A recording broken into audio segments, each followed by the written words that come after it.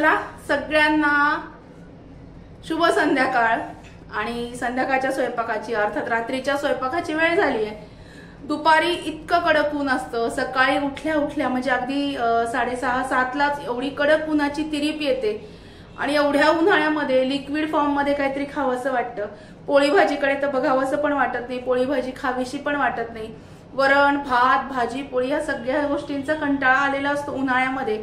मस्तपैकी थंडगार मठ्ठा वगैरे असं काहीतरी प्यावंसं वाटतं की नाही।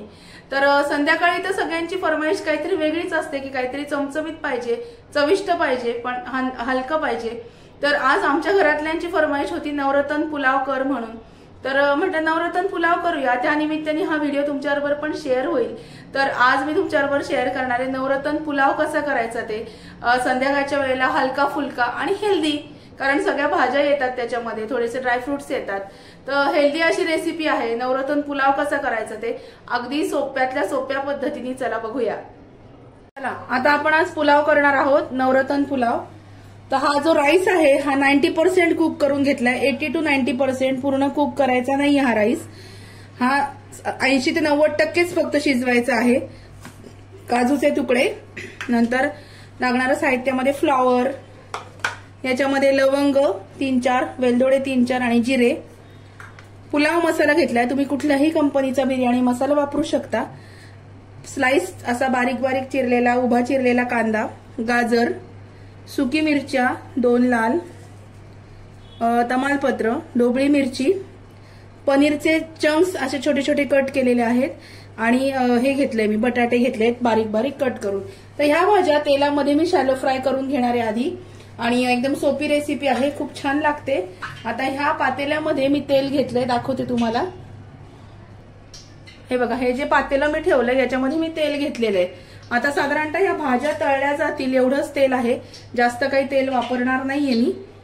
बघूया आता ह्या भाज्या तळून का घ्यायच्या, आधी तळून म्हणजे शॅलो फ्राय करून घ्यायच्या, त्या सुद्धा हाफ कुक होतात त्याच्यामध्ये, आणि मग जेव्हा आपल्या भाताला वाफ येते तेव्हा त्या पूर्ण कुक होतात।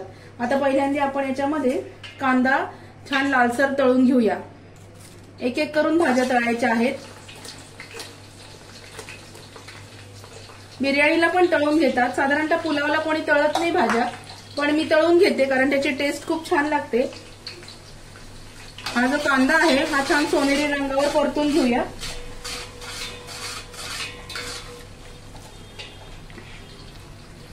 कांदा मी त्याच्यामध्ये टाकलेला आहे, तो छान सोनेरी रंगावर परतायचा आहे आणि अगदी बारीक कांदा चिरायचा आहे आपल्याला।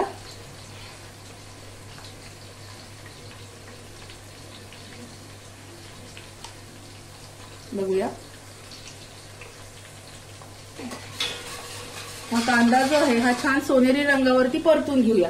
अशा प्रत्येक भाज्या, पनीर सुद्धा छान मस्तपैकी गोल्डन ब्राऊन कलरवर परतून घ्यायचंय। आणि एक लक्षात ठेवा, भात शिजवताना तुम्ही त्याच्यामध्ये साधारण 1 चमचा तूप किंवा लिंबूचं पिळलं तर तुमचा भात छान सळसळीत होतो आणि असा चिकट होत नाही। आणि पुलाव करताना साधारणतः वाडा कोलम नाहीतर लांब दिल्ली राईस किंवा बासमतीचा लांब दाणा असतो ना, बासमती चिकट होतो पण त्याच्यातलाही पुलावचा बासमती मिळतो, तो वापरायचा। दिल्ली राईस, वाडा कोलम, HMT म्हणजे 1008 जिरा तुकडाने अख्खा जिरा तांदूळ तुम्ही वापरू शकता। आता हे मस्तपैकी तळून घेऊया।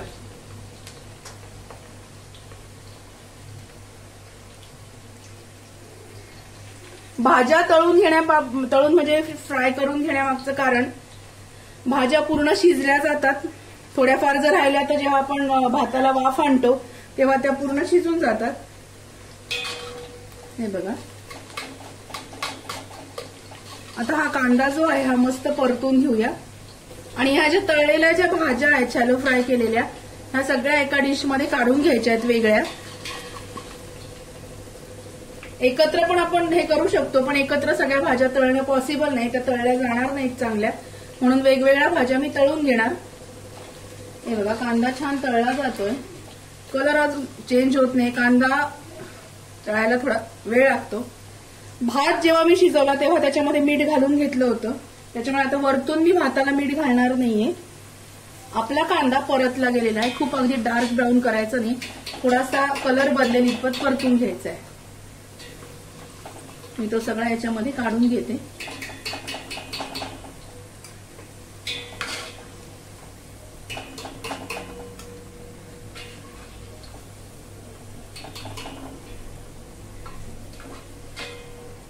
कांदा सगळा मी याच्यामध्ये काढून घेतलाय.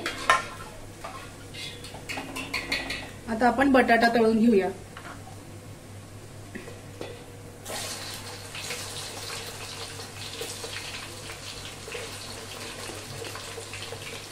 बटाटा पटकन तळला जातो. पटकन छान तळून घेऊया बटाटा.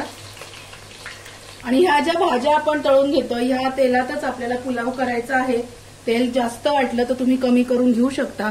तुम्ही बटरवर पण करू शकता, पण बटरमध्ये एवढं सगळं तळलं जाणार नाही आणि ते खूप अनहेल्दी होतं. ते हेल्दी नाहीये. मी फक्त आता ह्या भाज्या मस्तपैकी पोटॅटो पण आपण तळायला टाकलाय.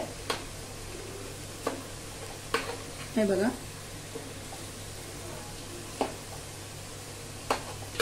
बटाटा पण तळून घेऊया छान. बटाटा पण मस्त तळला गेलेला आहे. गॅस आपण थोडा बारीक करूया आणि हे डिश मध्ये काढून घेऊया.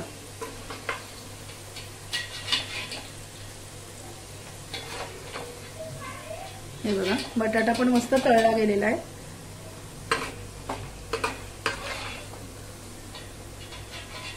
काढून घेते मी डिश मध्ये.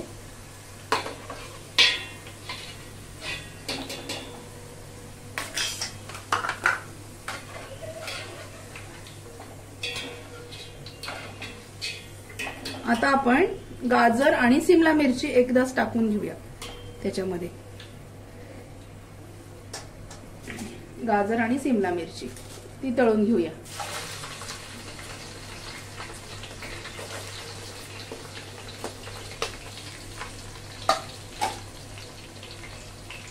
आणि फ्लावरही टाकूया त्याच्याबरोबर.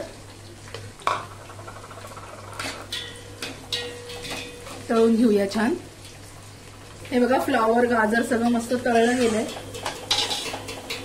तळलं गेलं की ते ऑटोमॅटिकली त्याच्यामध्ये कुक होऊन जातं, शिजून जातं. मस्तपैकी सगळं हे साहित्य मी तळून घेतले. आता राहिले पनीर. आपलं पनीर तळून घ्यायचंय.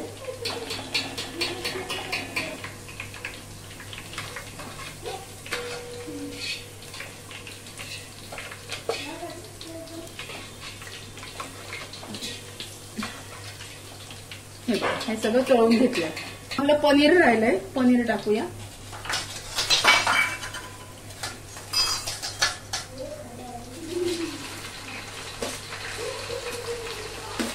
पनीर तळून घेऊया मस्तपैकी.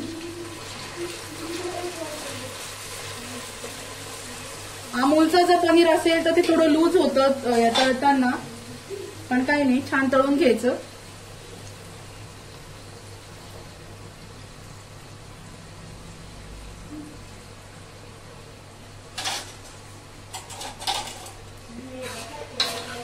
हे बघा, पनीर छान तळून घेऊया. पनीर मी काढत बसणार नाहीये, कारण पनीर काढलं की त्याचे जे पार्टिकल्स आहेत ना ते थोडे थोडे बाजूला होतात. पनीर छान तळलं जातंय मस्तपैकी. हे बघा,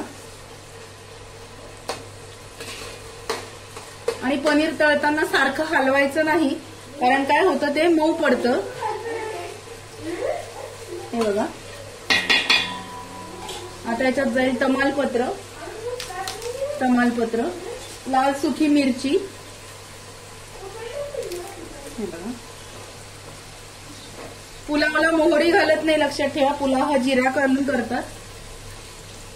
जिरे, 4-5 लवंगा, वेलची हे सगळं याच्यात जाणार. मस्तपैकी हलवून घेऊया. हे छान परतायचं. याच्यामध्ये थोडीशी आलं लसूण पेस्ट घालणार आहोत. नंतर घालूया काजू.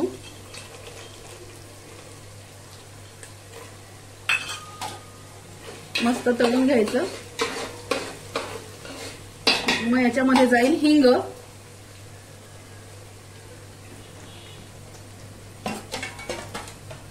हिंग घालणार आहे मी, अगदी थोडासा हिंग. पुलाव हा व्हाईट कलरचा असतो त्याच्यामुळे त्याच्यामध्ये हळद घालायची नाहीये.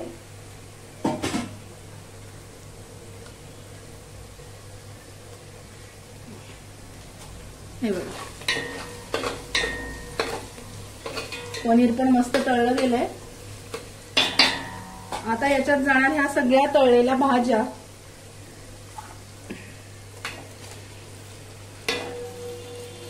सगळ्या भाज्या मी याच्यात घातल्या. याच्यामध्ये घालणार मी थोडासा पुलाव मसाला आणि हे छान एकदा हलवून घेणार उचटण्याने.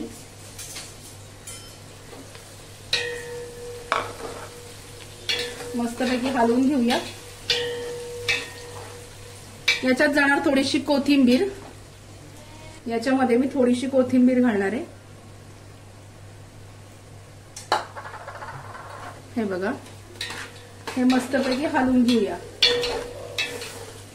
चला आता आपण हा जो भात आहे हा याच्यामध्ये घालून घेऊया. आता हे बघा हे गॅसवर पातेलं ठेवून मला हलवणं शक्य नाही.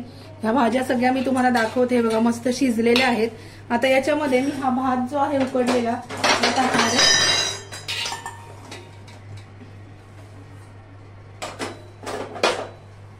हा जो भात आहे हा याच्यामध्ये टाकून घेऊया हळूहळू.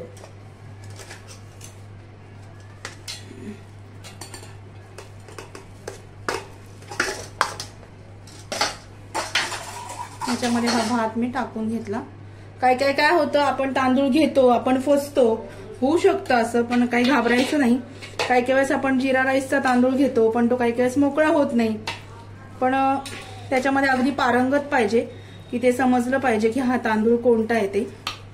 हे बघा मोकळा झालाय मस्त. आता मी छान हलवून घेणार आहे. असं हलवायला गॅसवर अवघड पडतं म्हणून मी म्हटलं की खाली घेऊया. हे मस्तपैकी आता हे सगळं मी हलवून घेते. हे बघा मी सगळ्या भाज्या हलवून घेतल्या आहेत. सुरुवातीला मी तुम्हाला सांगितलं होतं की 80% ते 90% तांदूळ शिजवलेला आहे. उरलेल्या तांदळाला आपण एक झाकण ठेवायचं याच्यावर आणि मस्तपैकी वाफ काढून घेऊया. चला बघूया. पुलाव आपला रेडी आहे. हे बघा पातेलं मी तुम्हाला दाखवते. हे बघा मस्तपैकी पुलाव रेडी झालेला आहे. आता सर्व कसा करायचा तर एका डिश मध्ये घ्यायचा. या डिश मध्ये मी घेतलाय. याच्यावर डिश अशी पालथी ठेवायची आणि पुलाव असा पालथा करायचा म्हणजे मग ते खाली व्यवस्थित होतं, त्याचा शेप व्यवस्थित येतो. आणि याच्यावर कोथिंबीर सर्व करायची. हे बघा तुम्हाला लागत असेल तर तुम्ही काजू वगैरे पण ठेवू शकता. असा हा आपला छान मस्तपैकी पुलाव तयार आहे. मस्तपैकी आपला पुलाव तयार आहे. खूप छान दिसतोय. मस्त असा छान असा पुलाव झालेला आहे. अशा पद्धतीने तुम्ही सर्व करायचा. आणि आजची रेसिपी कशी वाटली पुलावची ते नक्की म्हणजे नक्की कळवा. व्हिडिओ आवडला असेल तर व्हिडिओला लाईक करा, शेअर करा आणि सबस्क्राईब करा. सोप्या पद्धतीने नवरत्न पुलाव कसा करायचा हा व्हिडिओ तुमच्याबरोबर शेअर केलाय. तर तुम्ही पण तो सगळ्यांना शेअर करा, सगळ्यांना बघायला मिळेल आणि मला कमेंट करून कळवा कसा झालाय ते. भेटूया अशाच नवीन व्हिडिओमध्ये नवीन विषयाबरोबर उद्याला. तोपर्यंत स्वतःची काळजी घ्या. उन्हाळा खूप आहे. थोडं थोडं का होईना पाणी पीत राहा. स्वतःची बॉडी डिहायड्रेट होऊ देऊ नका. चला भेटूया उद्याला. Bye bye.